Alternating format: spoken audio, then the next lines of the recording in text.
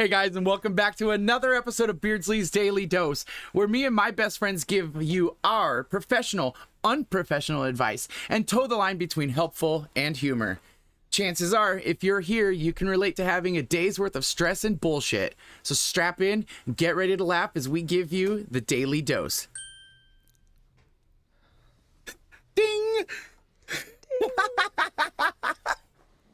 How's it going, guys? How was your week? Thank you for coming back and listening to us again. I am here today with Jake and Christina. Hello. And we're going to bring you another great episode of laughter. Hopefully. That's my goal anyways. My goal is to make you all laugh. If nobody laughs at all at any point, it's really just because there's something wrong with them. Right. That's how I feel, because I think we're pretty fucking funny. So, I think we're pretty fucking funny. I think we've got a pretty fucking funny thing going on with all of us three. At least I really enjoy spending the time together and being irreverent. Yeah, 100%. All right. I don't really even have anything to talk about other than just getting right into it, because my week's been pretty uneventful. Just been kind of, recovering from the holidays, getting over things. Kids go back to school tomorrow. Thank God. If you're listening to this now, it is January the 5th. Happy New Year. Said it in the last episode that you would probably be listening to it after the New Year, because we're not releasing until the 15th of January. So that's in 10 days, guys. 10 days. You could be listening to this and I could be dead. Could be. What the fuck? Don't say that. I don't even want to think about that, but you're not allowed to say that too soon, Jake. Oh shit. Yeah, way too soon. Yeah, I need to go at least half a year. Give me 6 months. All right. I'll give you half a year. So yeah, we're gonna hop right into it. I'm going first today, and I got a great one for you all.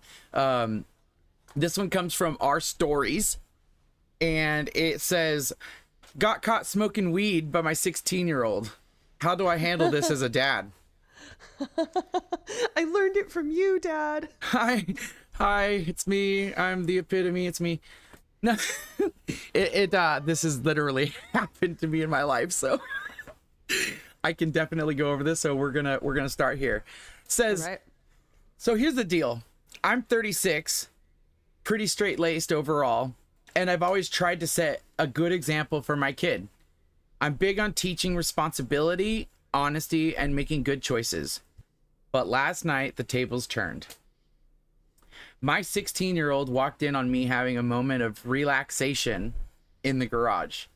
Yep, I was smoking some Mary and Jane, but I rarely do it.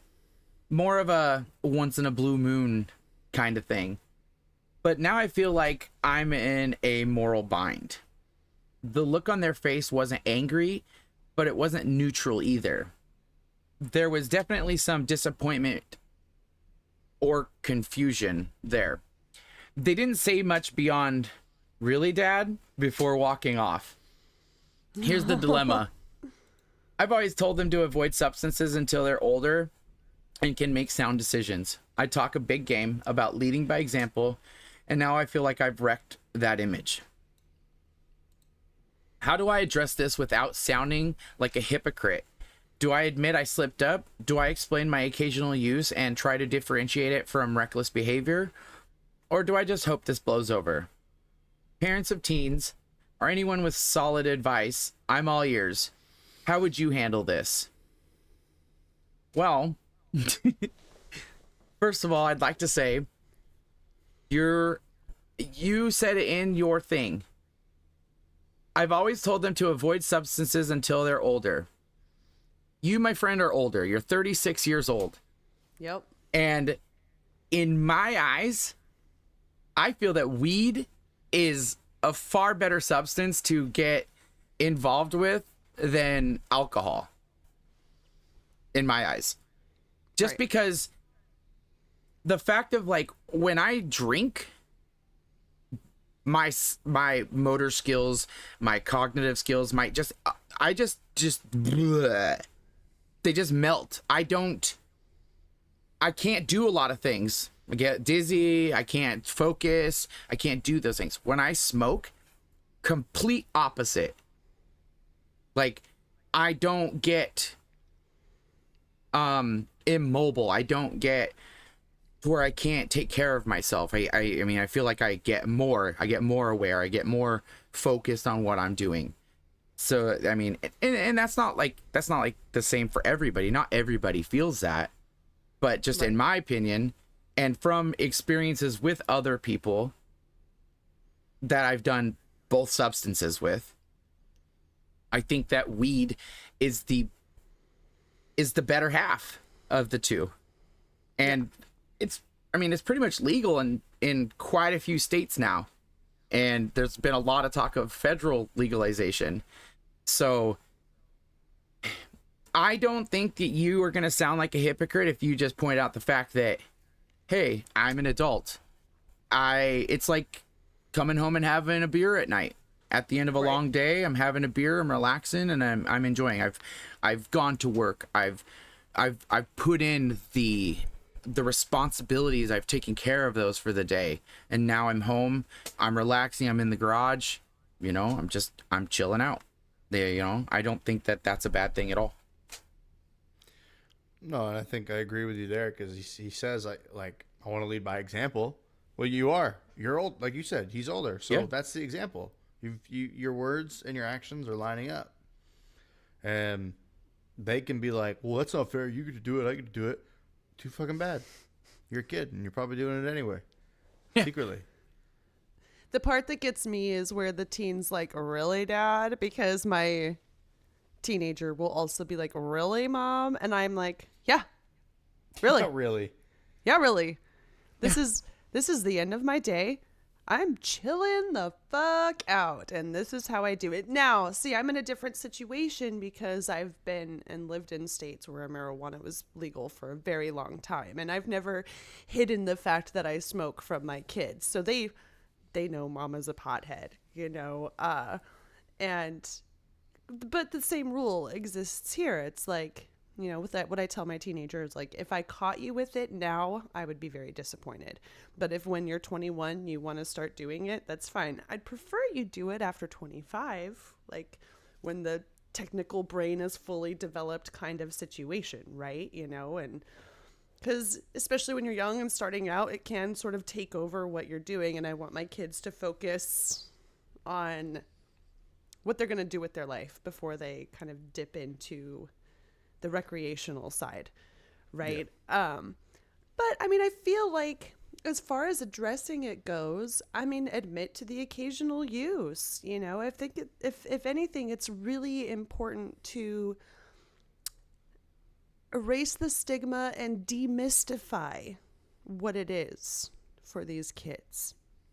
You know, like, my kids understand that when I am smoking, I'm not driving, I'm not going anywhere, I'm fucking hanging out, chilling at home, playing some video games or watching a movie. It's my recreation time. And I do feel like, especially with this stigma, like, okay, Dad cracks a beer at the table, that's not a problem, but goes to the garage to smoke a joint, and it's so hypocritical. It's kind of echoing what you're saying, Devin, right? There's a major difference between being under the influence of one or the other. Mm-hmm. And so I would say he addresses it with the kid. Yeah, I smoke weed every so often. This isn't giving you permission, but I'm a fully grown adult. And, you know, if it's not legal in the state, maybe there's a bigger conversation there, but they didn't address that. So I can't make an assumption one way or another. Right.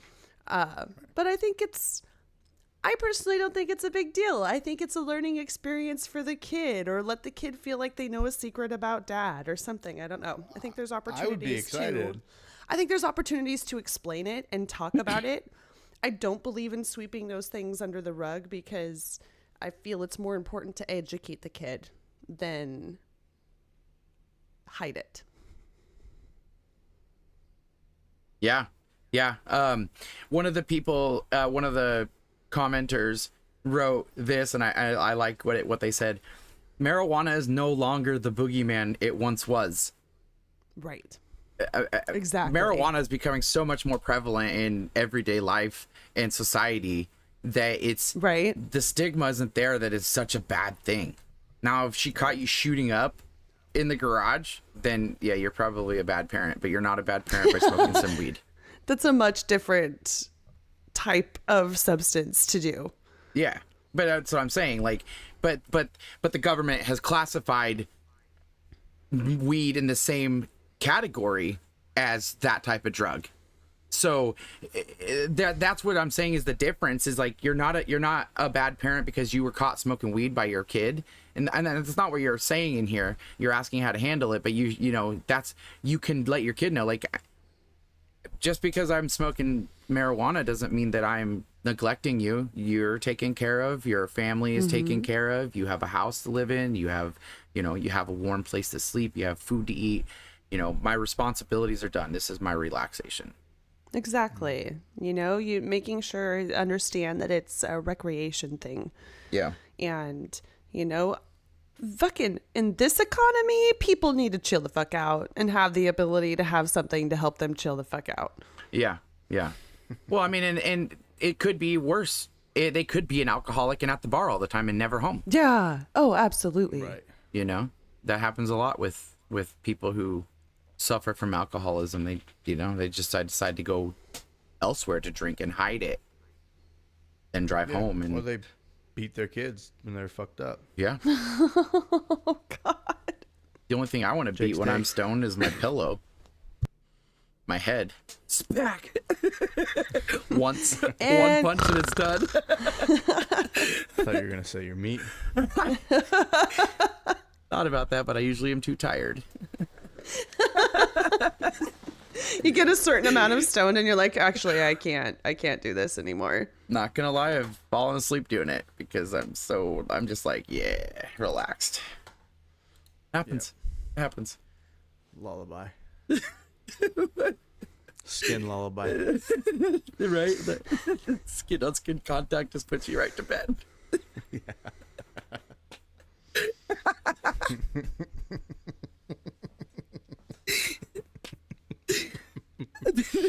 Stick my, My hand husband- in the flashlight when I curl up to sleep. My husband and I have this running joke, and it's reminding me of this, so I'm bringing it up, right? And so, like, I'll come up to him and I'll grab his butt, and then I'll be like, did you come? I'd be like, get off me. That's usually the response I'm going for, right? When I do that. But yeah, I'll like, he'll come up to me and like, he'll like graze my titty and be like, oh yeah, did you come? It's our running joke.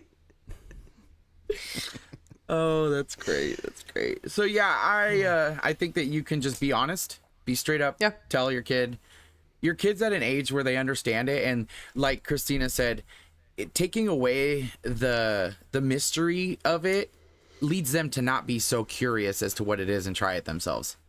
You know, you can explain to them, like I had to have that conversation with my kids when she was like 10. She asked me what that smell was. Right. And I told her, you know, and she's like, but those are bad for you. They tell us that that marijuana is bad for you in school. I was like, yes, it is bad for you. Because you are a kid. Right. You are a kid. It is bad for you. It is not bad for me. I mean, it can be bad for some people when it's abused, but you're safe with it and you're being responsible. It's just like drinking, if not better. Yeah. So. Well, I mean, I tend to believe my child, and, you know, a lot of their friends smoke marijuana and are drinking, and my kid has been around it long enough, and I think I've been open around it enough that like they don't offer it to her anymore because you know, my kid's always been like, no, you know, I'm good. Yeah. I'm fine. I don't need this, you know, like, and I tend to believe them. You know, I don't feel like they would bring it up to me otherwise. And I think that since I have destigmatized it so much in our house that if they did, like, I'm not going to freak out on them, right? You know, I might have a bit of a disappointment and be like, really? Come on. You know, like we've talked about this, but you know, I think that the more open you are with kids about all kinds of things, you know, and opening up that honesty allows them to be honest with you. And I think that's, especially with teenagers, the biggest hurdle for a lot of parents. You know, have you created an environment where your kid feels like they can talk to you about things? Even question what you're doing and, you know, be honest with them, you know? I think it's worked out for me so far. I hope so. We'll see. Yeah, right. Yeah. Maybe my kid gets a DUI before this podcast comes out and I got to put my foot in my mouth, but I'm ready to eat that crow if I have to. So I hope she doesn't. She's not driving it, is she? No, there would be so many different issues with the whole thing. The biggest problem. Why the fuck were you even driving, idiot? I know, right? The story would be kind of epic, though. I would be like, okay, first of all, I'm really mad at you, but second, tell me everything because what the fuck? Right. This is going in the family photo album. We used to tell my little cousin that the smell he was smelling was Marlboro cigarettes. Oh. There you go. Was that so you didn't get ratted out? How old were you, No, Jake? it was so he didn't know what the adults and me, because I was introduced and allowed very early. So if I was hanging out at my family's, we would, you know. Right. How early is very early? We're here to be honest, Jake. Tell me. I just don't want to put anybody in my family on blast. You don't have to. You can just say what age you are. You don't have to I say was names. 15. Yeah, okay. I mean, 14, that's 15? that's typical Early, for though. a lot of kids. That's pretty Not typical. Yeah, for but it wasn't. teenagers. It was, yeah, and to be fair, after I tried it the first time, I was like, I'm good. Like, I don't really like it.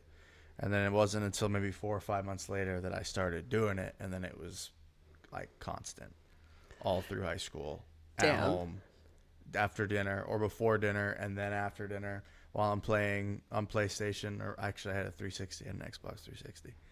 So I Better lived than in the the basement PlayStation? of my house, and there was like sheets and blankets pinned to the rafters and along the styrofoam wall to like create a little homey effect.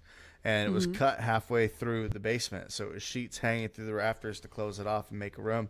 And then in the middle of it was another sheet that only came halfway out, and on one side of that sheet was my dresser, and then I had like my little record player and my nightstand, and then my bed, no bed frame, and then my electronic drum set, and then I had on the other side was a futon, a TV, a table with 4 chairs, a lamp, a bunch of board games, hidden beer, my computer in the corner.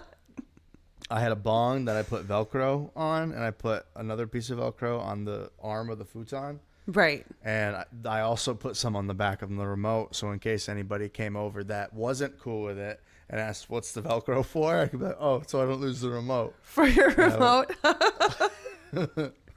Which made it really hard to put batteries in that remote. See, the first time I smoked weed was in 8th grade, and a friend of mine, her parents were real big potheads, and we went and were going through the forest, and we found this jar, like a mason jar, full of weed buried in the field. So we, of course, are like, what's up? We're going to go and fucking smoke this. And so I remember the first time I didn't feel much physically, but I had the fucking munchies. We went back to my friend's house, and I think I ate like half a bag of mandarin oranges, right?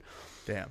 The second time I got into my mom's stash, she was at work, and I found some like dirt weed, I guess, that she'd forgotten about.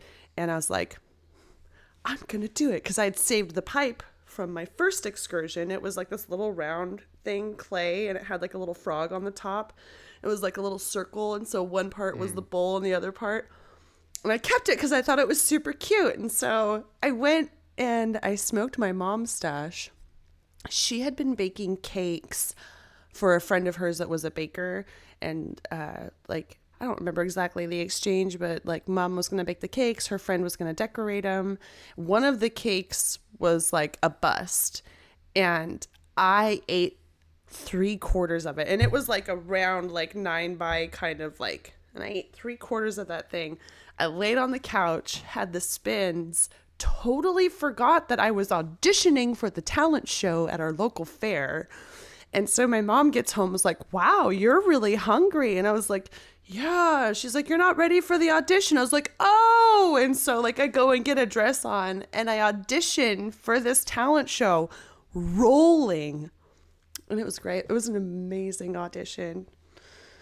Damn. I think I was like, I think that was later that summer in 8th grade. And then I didn't smoke weed again until I was like 20. Oh, damn. Yeah. So one question, this friend, does the first name start with A and the last name end with L? No. No, it wasn't her.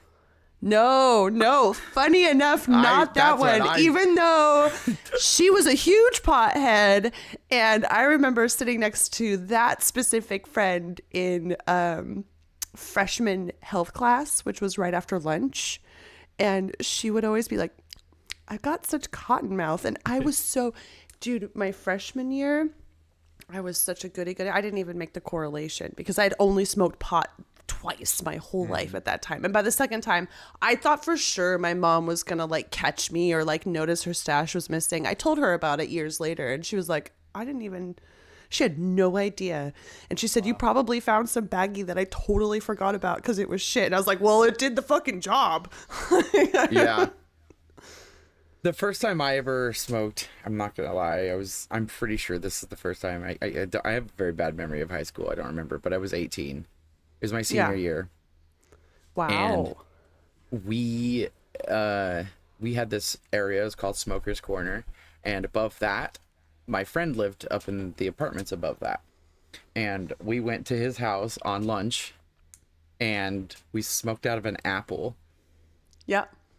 And we all got super stoned. It was the very first time. And before we went back to class, I sprayed myself with a shit ton of cologne. And we had Mr. Schultz. Remember Schultz? Oh yeah. Shop teacher. And we would get back, people would come and line up outside his classroom because it'd be locked. And the bell would ring and then we would all line up outside his classroom and we would have to wait for him to get to the class to let us in. And I was like second or third person in line waiting to get into the classroom. And he comes walking down the hallway and he walks down, and after he passes me and he goes to his door and he goes, and he sniffs the air and he looks around and he comes up and he like looks over to me and he's like, and he smells me and he goes, don't ever smell like that when you come to my class again. Because I had sprayed so much cologne on. He goes, that's too much cologne. It's like, okay. Oh, shit. It was so fucking stupid. I was so nervous that I was getting caught for smoking weed. Yeah. For the first time. For the first time. Very first time I went to school stoned, and this is As what a happened. senior too. God, I was such a little baby compared to you. I was a goody man. I was afraid to get in trouble. I didn't like. I got super goody after that. I didn't. I got worsey worse. See, I did all this, but it was sanctioned. So I was still like, now my grades were horrible, but I was very involved. So you wouldn't necessarily have known. Right. Well, then I got out to Arizona and then things got bad. Yeah. Yeah. Well, I mean, it is what it is. We all live in legal states, so we can legally smoke and talk about it without any worry. So yeah, I can go to a variety of stores now. God, the days have changed since meeting that dude in the Burger King parking lot. You want to know the last thing before we change the topic? The sketchiest time, me and my buddy who just passed away. We lived in Vancouver, Washington, and we were hard up. Like we were looking for some weed. Right. And we went on Craigslist. What? We went on Craigslist. He found somebody selling weed on Craigslist.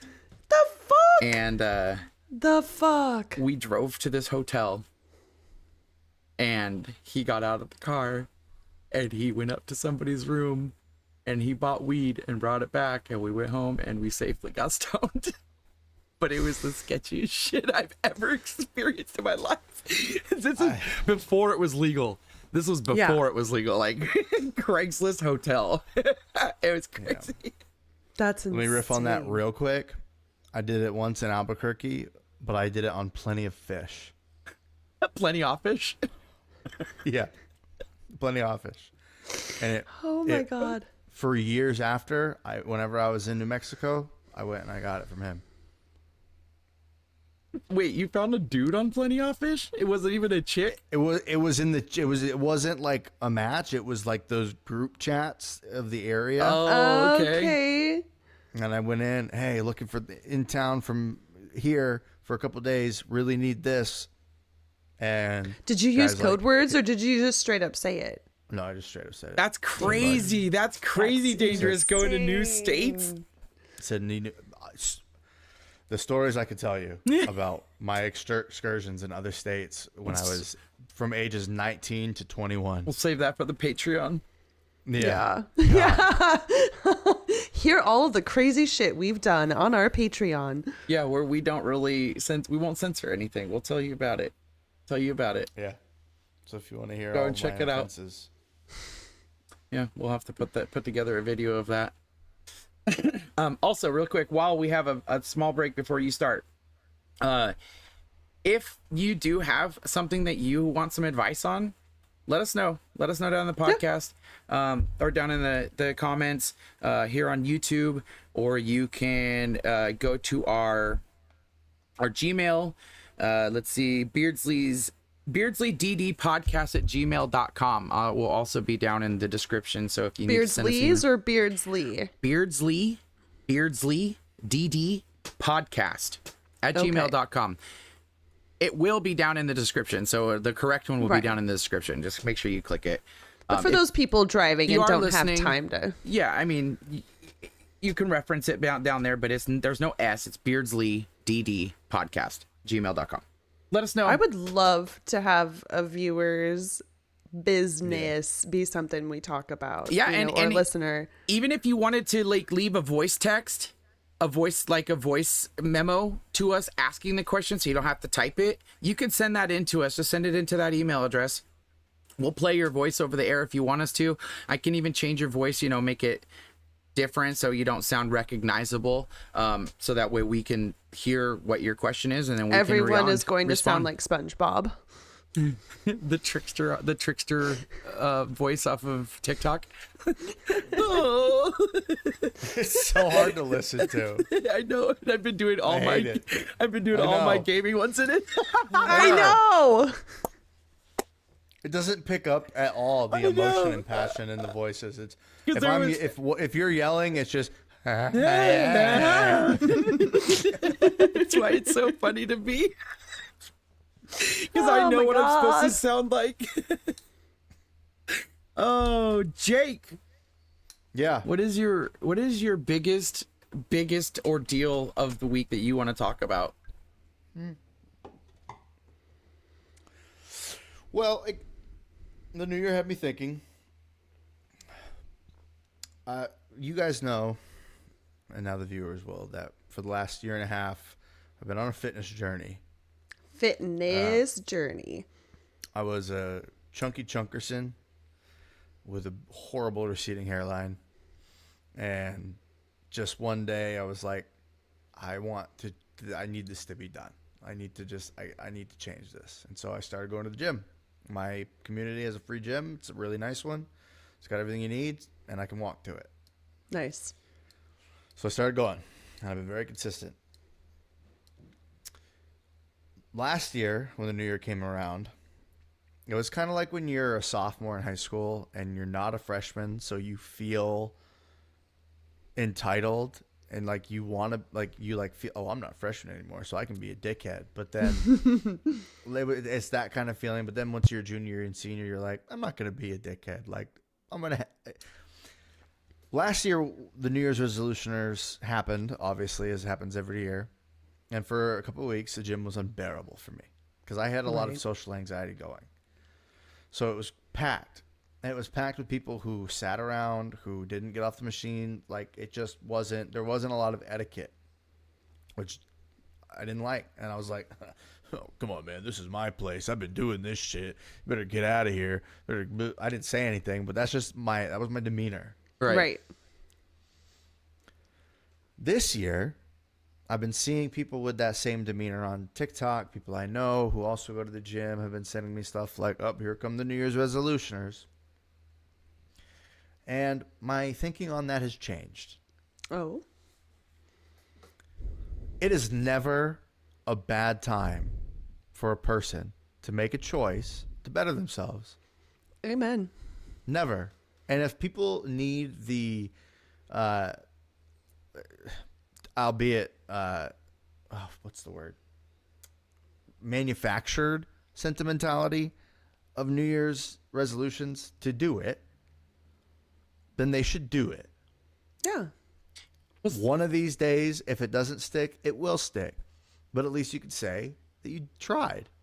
Yeah. So yeah, some people need milestone dates to start Right. and be like, yep, Yeah. I started on January 1st, because they could go on 3 months and be like, oh shit, they can either look at their progress and be like, I did that on January 1st. It's now March 1st or April 1st or whatever. And they incrementalize their journey, opposed to having to remember what day it was that they started. Oh, I started on the 15th of January or the 7th or whatever. Like it just makes it easier for people to start. But I'm a very big person that has done this before and been like, oh, well, it's a Thursday. I'm going to start on a Monday.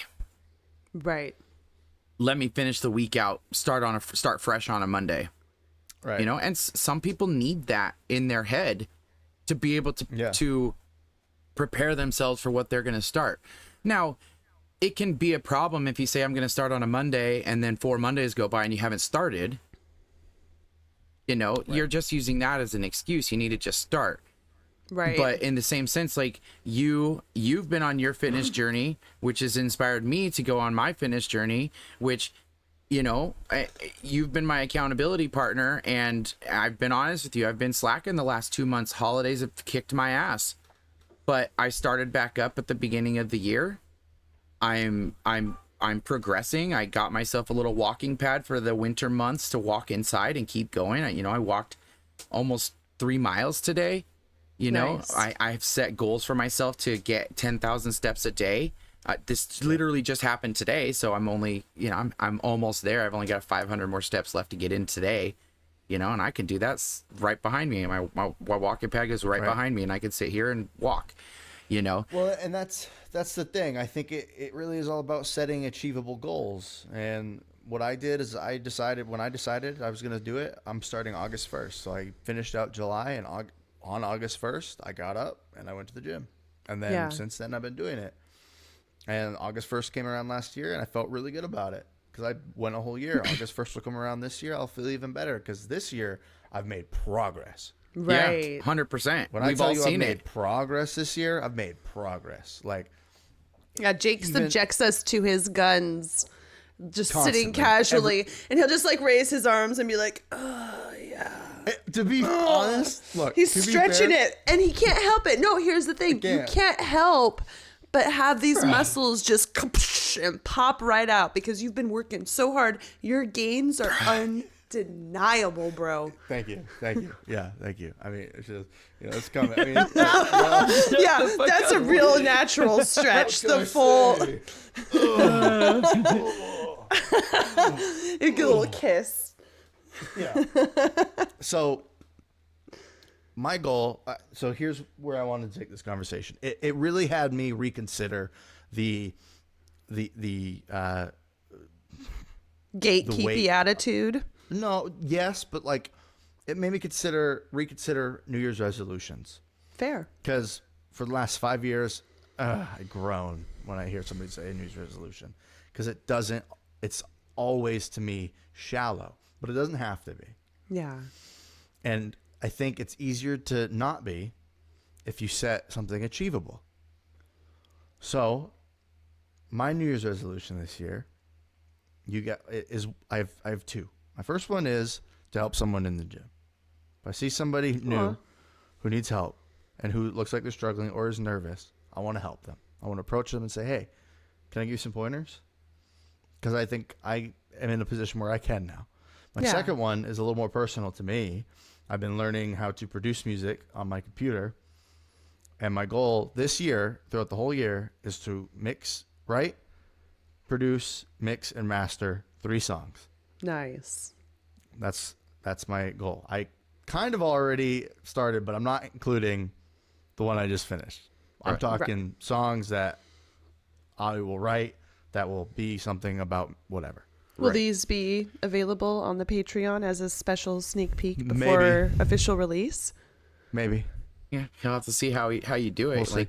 As a trained musician myself, I do have to say Jake's got some fucking chops. Thank you. He is pretty skilled.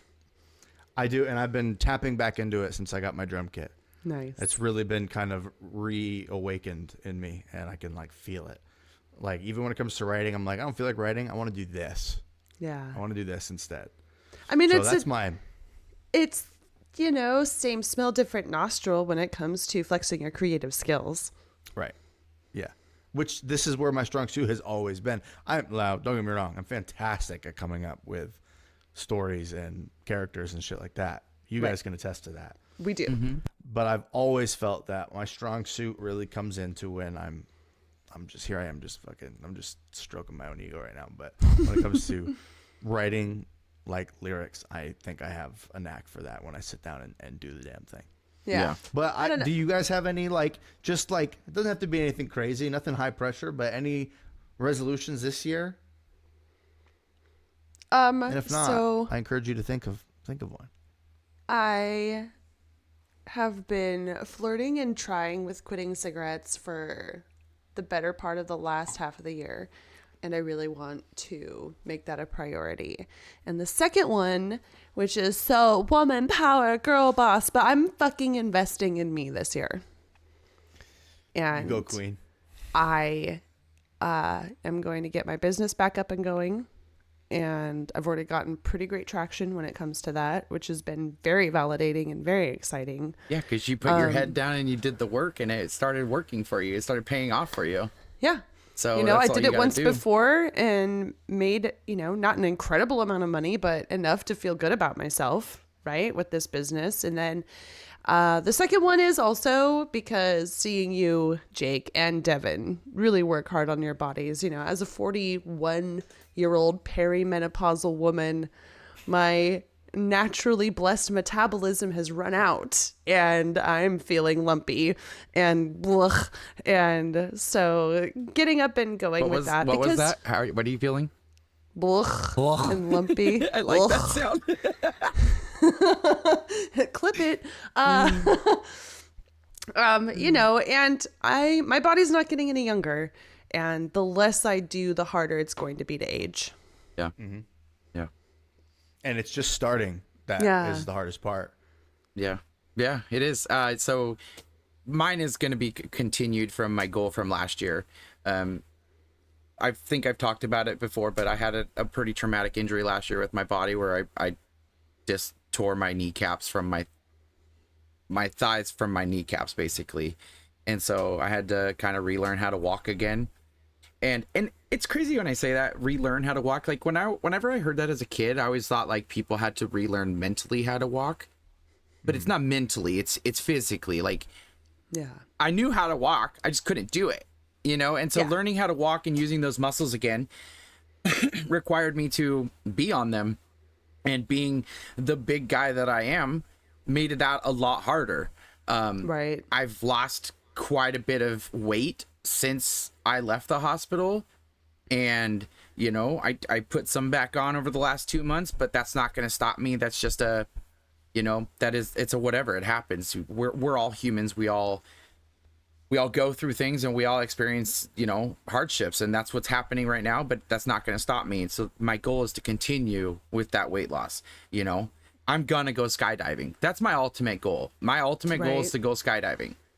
Hell yeah. I'm gonna jump out of a plane and experience that. I will not go with you, but I know somebody that will. Yeah, we're planning it. So there's that, and then my other resolution is to do everything I possibly can to make this podcast successful. You guys know this has been a goal of mine, and like, they don't really see a lot of what's happening on the back ends, but I'm constantly trying to change things and make things for the better for this thing, because I really want to see it go. I want to see it succeed. I want you guys to get the best experience you can get from us, and evolving into the podcast that we want to give is something that's going to take time. We're starting off fresh. We're new. We're 6 episodes in. This is going to take time to build, but I think that we can do it. And, I feel I'm going to work hard at being committed to keeping us on track, to keep that going, keeping the behind the scenes always moving and trying to keep things, progressing, because I want this to succeed.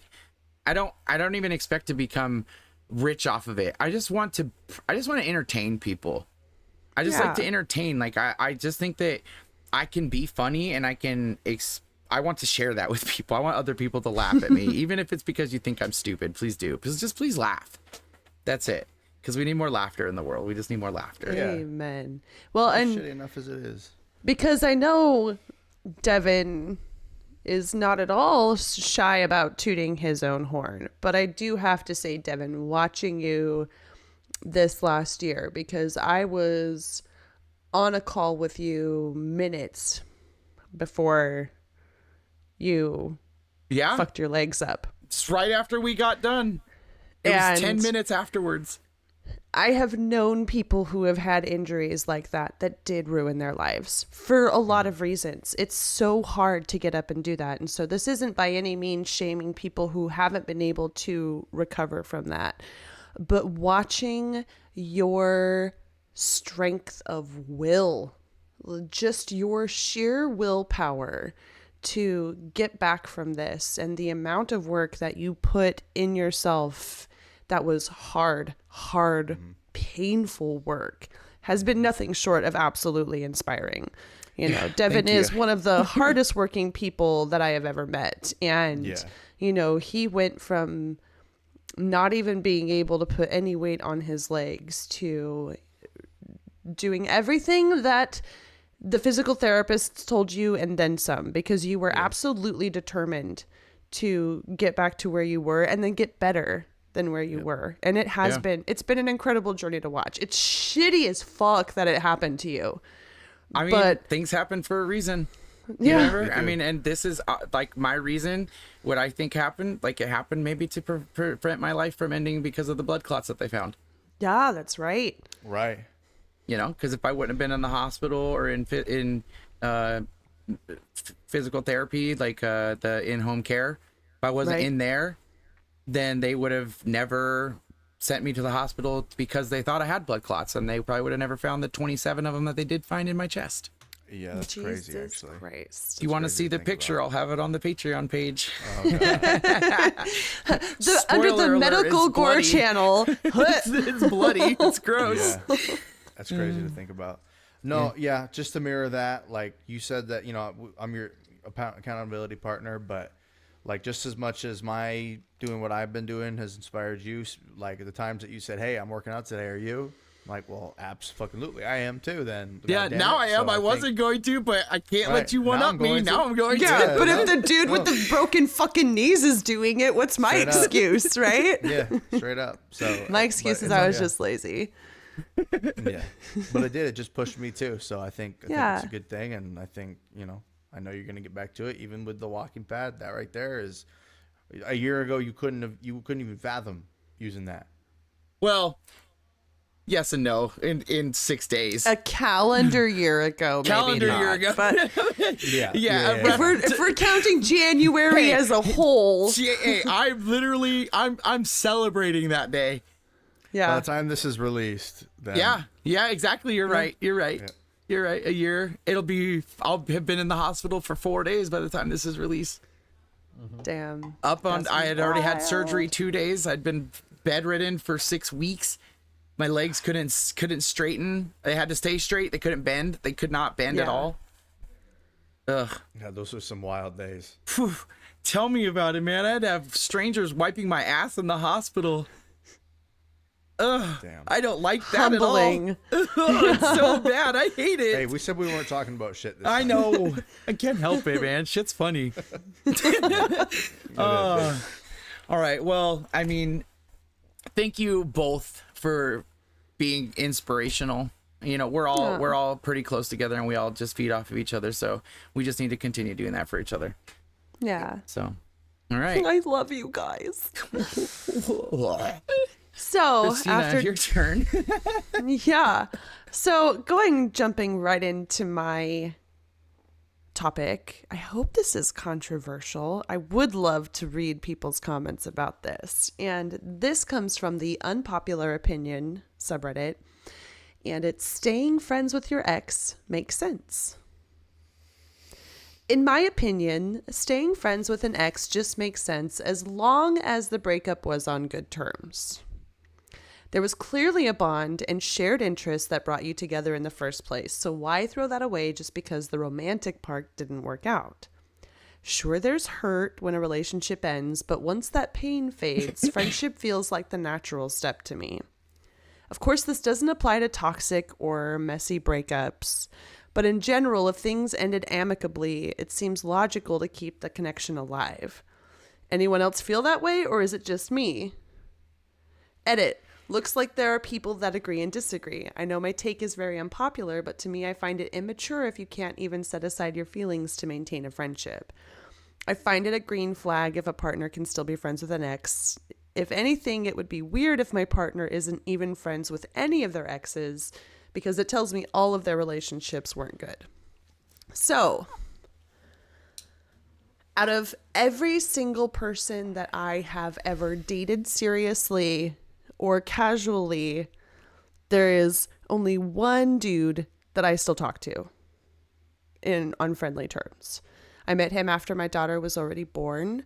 We dated for a very short amount of time, and we basically broke up because his job was taking him all across the country, and I had a job that kept me home with my kid. And so it just, Right, didn't work out. We weren't together long enough to have any sort of we'll try to make, long distance work. I can't it just stand to not be with you. I'm going to go cross country with you everywhere you go. I will say there was, I think a month or two had passed after we had broken things off, and I saw that he was dating somebody else, and I unfriended him. And he wrote me hey, what's up? And I told him flat out, I was I got really jealous and very upset. And I feel like I can't be a good friend to you if I can't just be happy for you. And his response was this was years ago, so I don't remember verbatim, but something along the lines of oh, well, that's sweet and understandable. But just so you know, I think of you fondly. And then I think a year or so had passed before we finally friended each other again. And he's moved on. He has a fantastic girlfriend, a fantastic life. He'll write me every so often being hey, your life looks cool. And so we're not close or anything, but it's cool to check in with him every so often. And it's nice to think that someone I dated, I could still be hey, that guy's cool. I mean, it's not that every relationship that I've had ended badly, but a lot of them did, and there, gosh, it's hard for me because I've broken up with guys for being toxic or abusive, or really fucking creepy, or just really fucking stupid. One dude was just dumb and a liar, and he was no, I'm not in love with my best friend that I've been best friends this whole time and told you I never had feelings for, but then I'm gonna write you and be I think I'm still in love with my best friend. And that was probably one of the quickest breakups I ever had, because I was cool, go have fun, I'm out. And he was wait, what? I'm yeah, I'm done. I feel he wanted something bigger and more dramatic. Right. And my daughter was 2 at the time. And he was like, I can't believe I'm not going to see you and Ivania again. I was like, well, then you shouldn't have lied to me and then tried to tell me now. Like, what am I? Do you want me to fight for you? Because that's not my life. Yeah. Like, I'm not a fighter. Go and do this. It's hard. If for some reason my husband and I were to break up now, I mean, we have our 2 kids together and he's essentially the father of my daughter, right? Because we started dating when she was 3. And so I can't imagine something other than something like cataclysmic breaking us up. Right. You know, it would be like death or like something really bad. I don't know what it would be after this point, you know. I would hope we could still be friends. I think especially with co-parents, it's really important to keep and maintain, you know, an amicable relationship. But I'm really interested to hear what you guys think. I don't agree. I don't think there's anything wrong with being friendly and like civil. And if, you know, I have one really bad ex and the rest are whatever. They're fine. Nothing wrong with them. I wish them the best, but I'm not interested in continuing a friendship because that's, I mean, one, it would be, I think I'm married. It would be inappropriate to me. It's inappropriate because if you slept together, then to me, I wouldn't want my wife talking to somebody that she used to date, and I'm not in a controlling way, but it would make you uncomfortable. Yeah, and I think rightfully so, and I would expect the same uncomfort from my partner if I was doing that. It doesn't mean that you have to hate them. You know, if I see somebody in the street, oh, hey, how you doing? Yeah, good to see you. Okay, yep, see you later. But I'm not going to be like, hey, let's kick it. Hey, you want to come over for drinks and dinner with me and my wife? Like, no, I think that's weird. If it's somebody I've slept with before, then I'm not going to bring them around to my current and final, God willing, relationship. Right. Yeah. So that's my 2 cents. I just don't think that. I mean, again, like, they're right. If it ended amicably, great. Like, if you're still single and you want to be friends with this person and you don't think it'll make things complicated, then do that. But I think that there are times where it's inappropriate. It's not something that needs to be continued, especially like if you're just like friendly and it's not like you guys are friends and like close. You're just like passing like, oh, your life looks cool. If it were me, I'd be like, okay, that's nice, but why? Yeah. I am on the side of I've stayed friends with some of my exes, and you brought up something about sleeping with them. I've also been like in relationships where I haven't had sexual interactions that I'm still friends with people, but in the same sense, like the respect thing for your wife, your spouse is there, but there's also got to be trust with and not necessarily, and I'm not saying you don't have trust. That's not what I'm saying, but you have to be able to trust your partner to make their decisions and be their own person. And if they choose to be friends with somebody because that's who they are, because like no two person is the same. You could be just a totally loving social person and, you know, amicably have separated out of all the relationships you've been in and still be friends with those people. And yeah, it would be weird if you're going off and having, you know, one-on-one lunches with that person, but it's not so weird if you are open about it with your spouse and your spouse knows everything, you know, and you have that trust built to where they're not worried, or, you know, you're not worried about them. And because like I said, I've stayed friends with quite a few of my exes, but we don't interact constantly. Like it's more like friendly terms. It's just rather a simple than thing. friends. It's just more like a friendly thing. Like if I see somebody at the store, I'll wave and say hi. And 9 times out of 10, if my wife hasn't already seen them, which it's Chehalis, everybody has seen everybody there. She'll be like, "Who was that?" And I'll be like, "Oh, it was, you know, someone I used to date back in high school, you know." And I recognize them, they recognize me, said hi or whatever. Like today, I saw somebody today, but this person wasn't a relationship. This was like a date to a dance back in high school that I saw this person at Walmart. But we didn't say hi. We didn't see each other. I just pointed her out and told my wife, hey, that girl right there, I went on a date with it in high school. We went to a dance together. Yeah. And, those things are,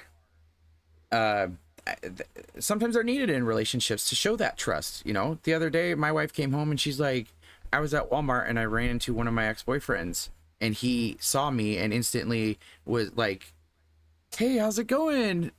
What's up? Like, a long time no see. And she told me about those things and it didn't make me feel any which way. It was just, she got to meet somebody, see somebody she hasn't seen in a long time. And, everybody has connections with somebody in a different way that kind of builds who you are as a person and has maybe molded you into who you are in this present time. Yeah. Yeah, and I think that's normal. Like seeing somebody in public and being civil and being like, oh, hey, like it's good seeing. Like I'll do that, and I'll be fine if my wife were to do that. That'd be no issue. It would just be the, oh, who you texting? Oh, just my ex. Why? Yeah. I'm not. Well, on that note, right? Like I don't have an ex relationship that I'm like that with. Right. Like the guy I used to date will write me and be like, hey, if your band ever comes to my town, I'd love to come see you. I'm pretty sure he'd bring his girlfriend, Right. But it's not like not like you guys, where I'm like sending him memes and random messages all day kind of thing. And I can see where that then does become a boundary issue and definitely needs to be something that's like very open and discussed if you have a partner, gosh, I don't know. I haven't seen too many examples. Like my grandma and grandpa were divorced and then they lived together, which was probably my main example for that. Like, right. They were not married. They still lived together. They still took care of their kids. At some point, he started dating somebody else. I don't know the drama. I don't know how my grandma might have felt about it. But outwardly, they were the same as they had always been. They just cared about each other a lot, but realized they could not be married. I have a perfect example. My mom and dad were married. And they separated, ended their relationship when I was 2. And my mom married my dad's brother. my uncle dad. That's so Lewis County coded. But that wasn't even Lewis County. They were in California. They moved to Lewis County probably because it fit so nicely. It called to them. Yeah. But I mean, that happened. Like, They stayed civil throughout their, throughout my mom and stepdad's marriage. And I wouldn't say civil, like, they fought, they bitched about who was going to take care of me more, who was going to pay for this, who was going to pay for that, that happens in a separated home. But it was something civil, and they stayed in contact, and that not necessarily doesn't fall completely into this category, but there was a child involved, like you said, when it comes to children, hopefully you can be civil with the other parent, because your kids need that from you. Even if you can't stand to be around that person, for your kids, you put up a front and you be civil, and you show your kids that you're going to treat their mother with respect.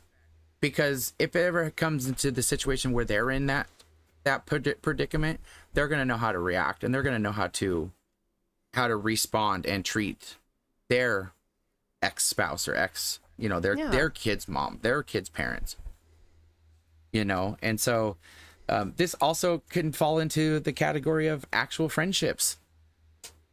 And this is very, very fresh on my mind.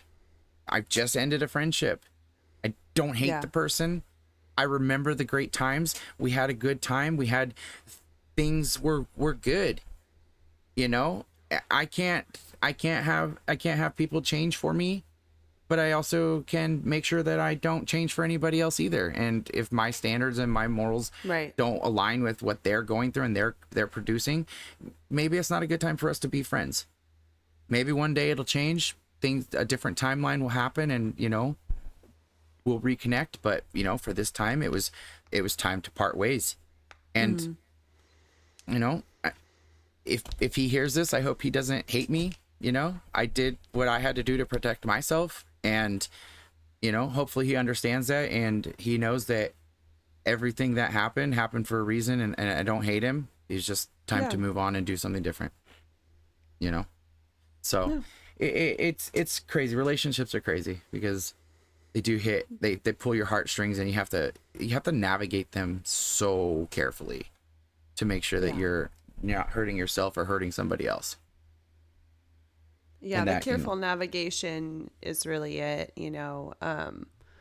I knew a couple that had an incredibly contentious divorce for a very long time, and it was really hard on them. It was really hard on the kids. And then the mom started dating a dude who was awesome and really tried hard to bridge that gap. And for like a few months, there was like this idea that they could be friends again, and they were friendly, and they were like kind of planning things. It eventually ended up falling apart, but it would have been nice to salvage that. I do think it's kind of a pie in the sky ideal, just because, again, humans are fickle and messy. But wouldn't it be great? Wouldn't it be great to have a connection and maybe have it not work out, but still be like, like this guy says, like, there's stuff that we share in common, like, let's let go of the bullshit that happened between our relationship and enjoy each other as people. I don't think it's incredibly possible all the time. I think it's an unpopular opinion because those people are really rare. I think you also need to shed the old for the new. Fair. I'm not going to carry around old baggage. Yeah. And especially like if it was a long relationship, like I need space now. Like if this is not it anymore, then I need space. Yeah. And I don't want to carry you into not necessarily like I hate you, but I don't want to carry you into the next portion of my life because there's no room for you anymore. It didn't work out because there's no room for each other in our respective lives. Doesn't mean that I hate you. Doesn't mean that I don't wish the best for you or that I won't say hello if I see you in public. But I mean, I'm certainly not going to be on the phone with you at nighttime for hours at a time. I'm not going to be going to the movies with you. Like that's what we do when we're dating. Yeah. We're not. So I'm not doing that with you anymore. Yeah. As friends, because we are human, and it does make it more complicated. It would be really nice if we could all just be like, oh, yep, this didn't mean anything to me, and cut those ties, but only psychopaths can do that. Yeah. So. Oh, shoot. Yeah, no, Do you like your ex? You might be a psychopath. Yeah. Take our quiz. Take our quiz. Christina, get to work in on that quiz, please. Okay, yeah, that would be fun, actually. What if, oh my God, New Year's resolution, I just make a bunch of unhinged, insane quizzes and see how many people take them. And I will put all the disclaimers on them and be, I love this. Right? Super easy to do with that. I don't want to put Google. my fate in your hands, though, with a quiz. Or do you? I don't. I just said I did. You don't know yet. Until you've taken one of them, maybe you don't know. Jake, you don't know where we could go as friends with me analyzing and making up bullshit for you to click on, and then I give you more bullshit to believe. He might not know where you guys can go, but I know where you, the listeners, can go to check us out on video. Check us out on YouTube. Watch this 100% full podcast on YouTube. You can also check us out on, if TikTok's still around, you can check us out there, and Instagram, Patreon, any of those platforms. Everything will be down in the comments below. So thank you for spending the last hour with us and listening to us give you the daily dose. We hope that you will come back next week and check out what we have in store for you then. So we will see you later. And once again, thanks for listening. Have a great night, guys. Thank you.